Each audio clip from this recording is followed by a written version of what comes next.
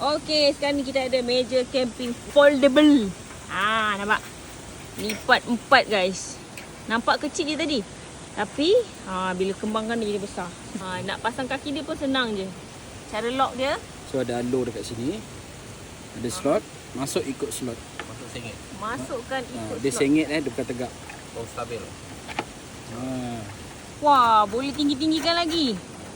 Kalau korang tengok ni dia ada 1, 2, 3 lubang. Korang boleh tinggikan lagi lah. And yang ini material Ultra light carbon steel. 3 ketinggian. So ni kita nak lipat dia balik. Macam mana kita nak simpan balik benda ni? Senang, simpan je. Tu kaki dia takkan hilang. Shopee lagi mula beli hari ini dapat hari ini. Tiap hari free shipping, tiada minimum spend. Lipat. Nanti korang ikat kat motor korang. Klik link kat bio untuk beli sekarang.